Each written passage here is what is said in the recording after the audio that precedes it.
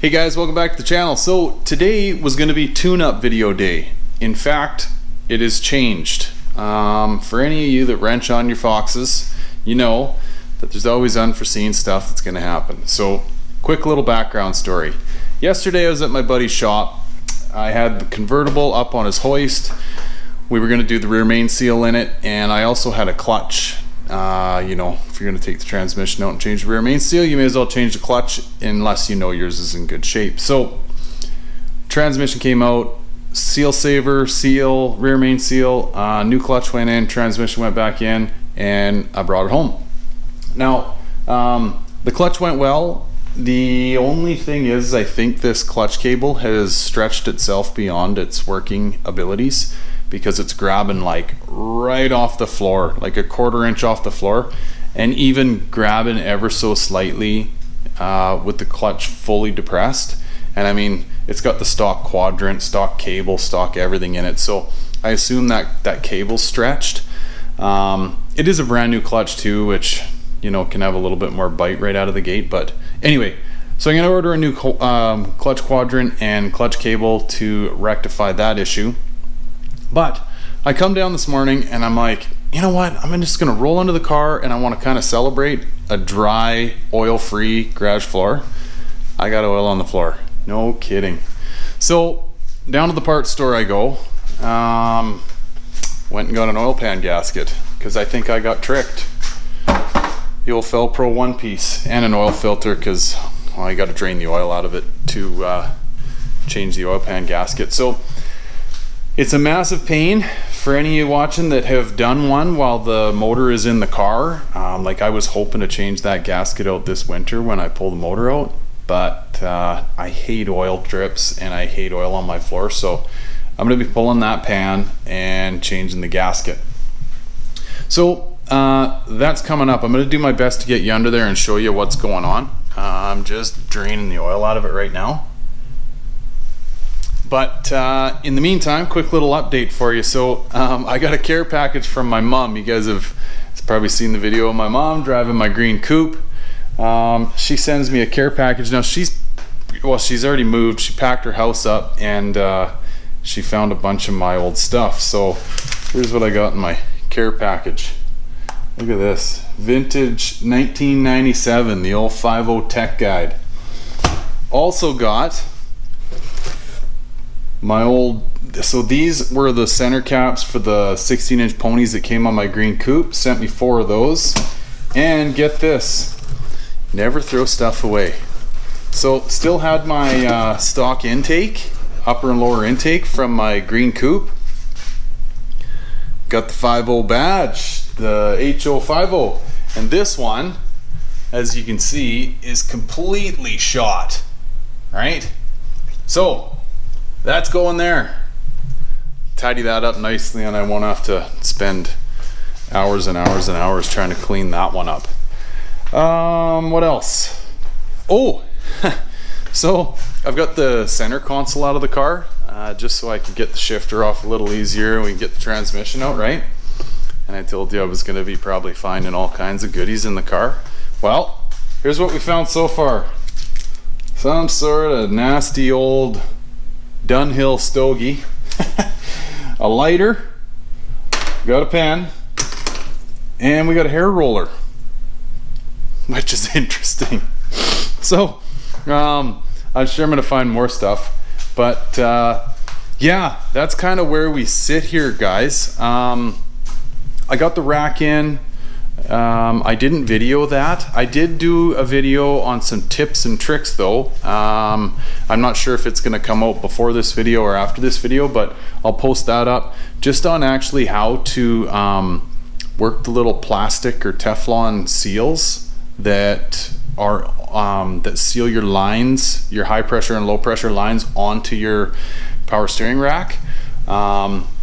A lot of the videos that are out there on YouTube they're great, very informative on like how to remove and replace, but they don't go into detail on these seals, and they can be a bit of a bear. So anyway, like I say, I'm not sure if that video is going to come out before or after this one, but that's coming up. Anyway, I guess we'll roll under this old girl and start dropping the pan. Can't wait to bang my knuckles doing this one. So stand by, guys. Here we go.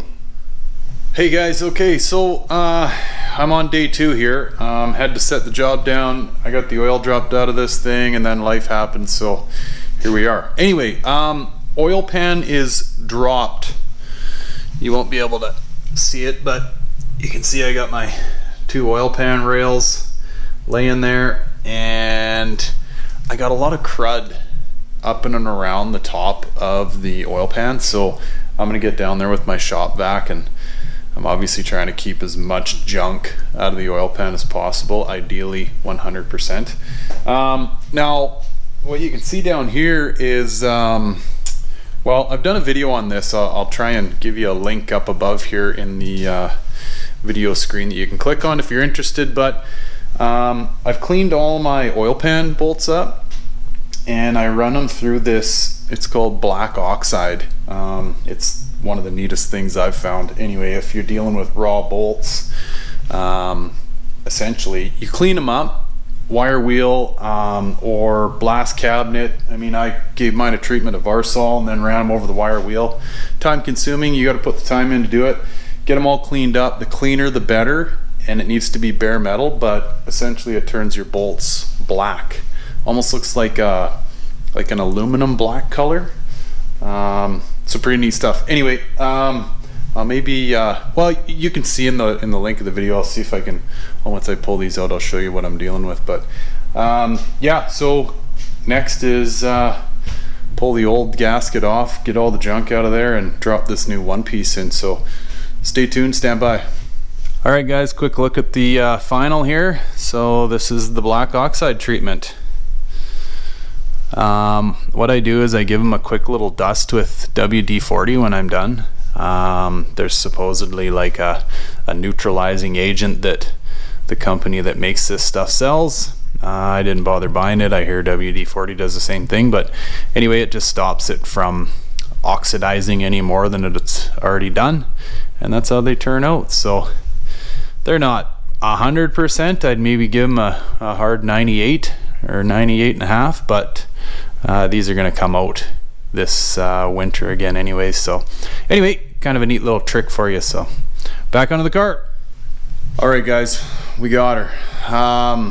I can't begin to tell you how much of a pain in the you-know-what that was. Lifting the motor, I mean, that's not a terrible ordeal, right?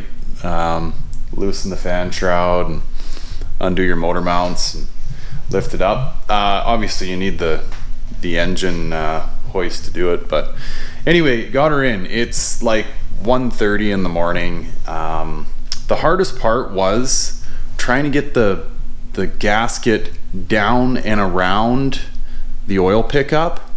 For any of you that are familiar with the way that hump works and everything, I mean, yeah, what a gong show. Now, I mean, it can be done, but definitely don't tell your better half that you're going to be upstairs in whatever, even 2 hours.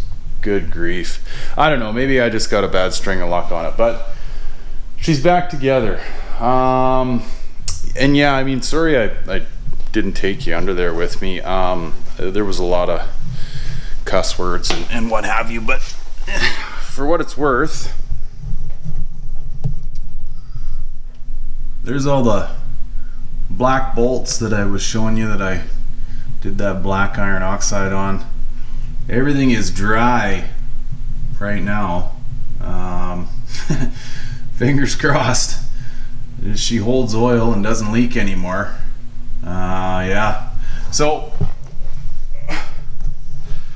I threw a couple liters of oil in there, to which I'm just going to drain out just in case I got anything fell into the pan or whatever, just a little safety precaution. But yeah, it was definitely the original pan gasket.